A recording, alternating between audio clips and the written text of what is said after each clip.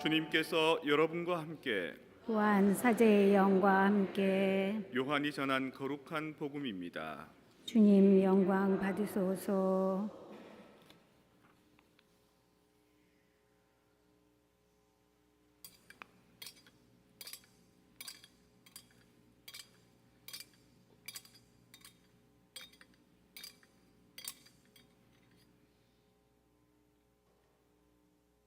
그때에 빌라도가 예수님께 당신이 유다인들의 임금이요 하고 물었다. 예수님께서는 그것은 내 생각으로 하는 말이냐 아니면 다른 사람들이 나에게 관하여 너에게 말해준 것이냐 하고 되물으셨다. 나야 유다인이 아니잖소.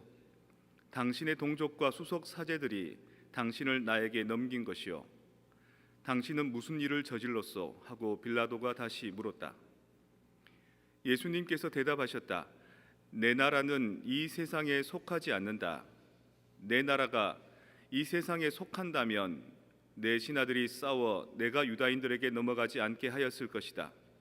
그러나 내 나라는 여기에 속하지 않는다. 빌라도가 아무튼 당신이 임금이라는 말 아니오 하고 묻자 예수님께서 그에게 대답하셨다. 내가 임금이라고 내가 말하고 있다. 나는 진리를 증언하려고 태어났으며 진리를 증언하려고 세상에 왔다. 진리에 속한 사람은 누구나 내 목소리를 듣는다. 주님의 말씀입니다. 그리스도님 찬미합니다.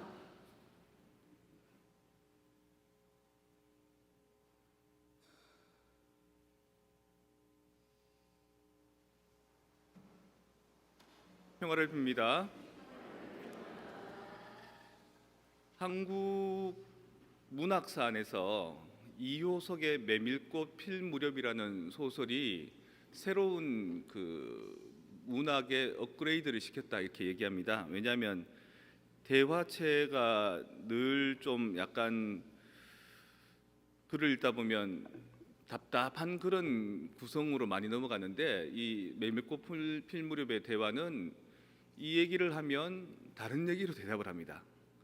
우리가 일상생활에서 그렇거든요. 1 그러면 2 하고 대답 잘 안 합니다. 1 그러면 A 그러고 3 그러면 기역 그러고. 그러니까 대화가 그렇습니다. 그냥 듣는 사람이 알아서 들을 수 있는 이 여지들이 있는 거죠. 그 안에 함축되어 있는 그 함의들 그리고 저 사람의 어떤 원의들을 파악하는 그런 능력이 있는데 그거를 이제 소설로 구성해낼 수 있는 그 기교가 이제 거기에 베풀어진 겁니다.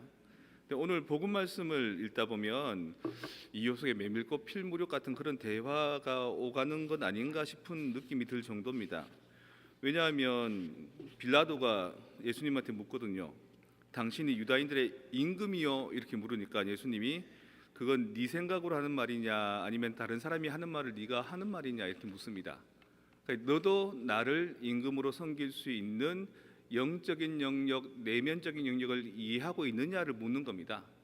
근데 빌라도가 뭐라고 대답하냐면 나야 유다인이 아니지 않소. 당신이 유다인들한테 나 임금으로 여겨지지 나하고는 상관없다 이런 겁니다. 그러니까 나는 당신이 얘기하는 당신의 영역인 영혼의 영역과 내면의 영역에 관심이 없다는 겁니다.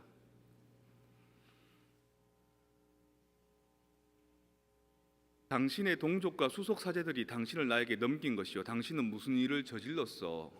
그러니까 이 당시에 유대 지도자들이 예수님을 넘길 수 있는 가장 유일한 방법은 뭐냐면 로마 황제가 계신데 높은 왕이 계신데 이 사람도 자기가 왕이라고 나타나니까 이 반역이다 이렇게 이제 밀고 한 겁니다. 근데 예수님의 말씀이 내 나라는 여기 있지 않다. 너희들이 생각하는 왕이라는 그 가치, 통치라는 그 규정하고 내가 왕 중의 왕이라는 가치, 그리스도 왕이라는 가치는 조금 다른 의미다라고 얘기합니다. 나는 진리를 증언하려고 태어났으며 진리를 증언하려고 세상에 왔다. 진리에 속한 사람은 나를 왕으로 여길 것이고 그게 현실의 세상이 아니라 또 다른 영역에 있어서 나는 이들을 통치하고 이끌고 안전하게 돌봐줄 수 있는 그런 권세를 가지고 있다라고 얘기하신 겁니다. 인류는 끊임없이 누군가에게 종속되는 역사를 살았습니다. 아직도 인도에 가면 카스트 제도가 남아 있죠. 누군가가 누군가 위에 있고 또 어떤 사람이 어떤 사람 밑에 있는 구조, 그런 구조가 아직까지 현실에 남아 있습니다. 그런 하이에라키아는 일찍이 왕이 통치하는 왕정을 통해서 시작됐습니다. 왕이 가장 으뜸이 되는 최고 통치권을 가지고 있고요. 그 밑에 왕의 가족들, 친인척들이 그 다음 자리를 차지합니다. 귀족이라는 이름으로. 그리고 그 왕을 위해서 일하는 신하들이 차지하고요. 그 밑으로 그를 지키고 호위하는 기사들이 그 피라미드 제도의 위계 질서를 차지합니다.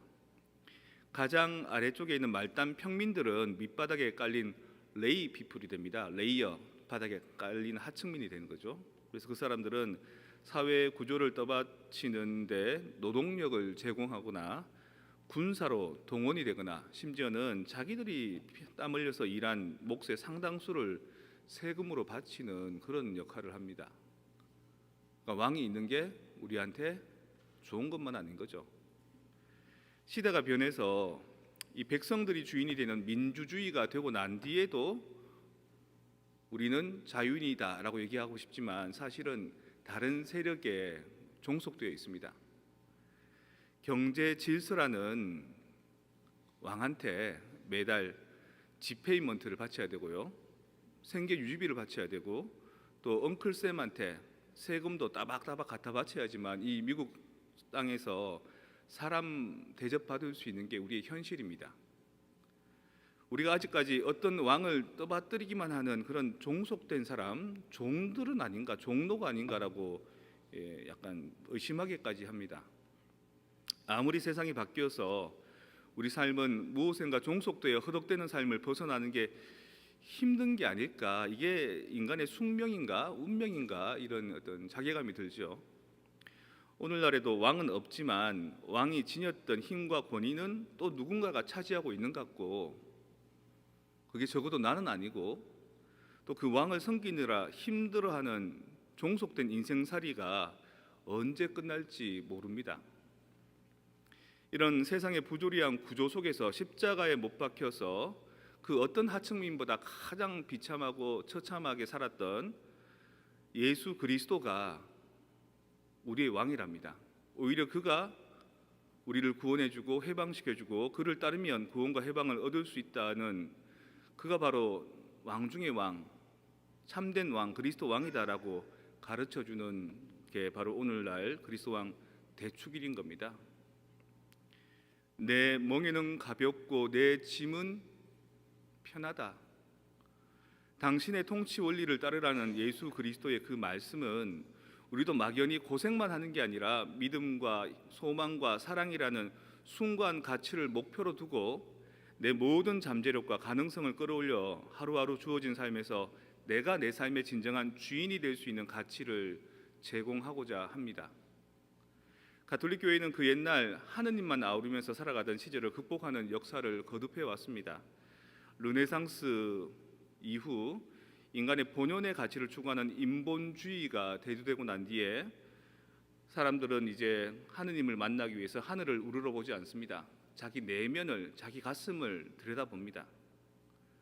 인간의 내면을 살피고 반성하는 영성으로 물줄기를 다시 돌립니다. 그리고 더 나아가서 인간의 내면 안에서도 선한 영역이 있고 악한 영역이 있으니까 이것을 조금 더 잘 살피고 식별해서 인간의 행복에 유익이 되게 하고, 그렇게 인간 내면의 심리 상태를 잘 살펴서 행복을 추구하는 것이 결국에는 하느님 뜻에도 부합하다라는 가르침으로 영성의 물줄기를 달리 돌렸습니다. 이 그리스도 신앙을 통해서 나도 나를 컨트롤할 수 없는 그런 부분에서 어떻게 하면 내 부끄러운 내 욕구, 내 욕심에 휘둘리지 않고 옳고 바른 삶을 살 수 있을지를 애쓰고 노력하는 것, 그게 바로 지금 우리가 드리고 있는 미사 성제인 겁니다. 그리고 여러분이 집에서 성호 긋고 하는 기도인 것인 겁니다.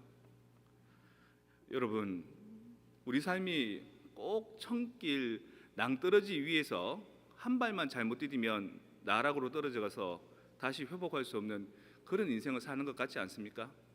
불안하지 않습니까?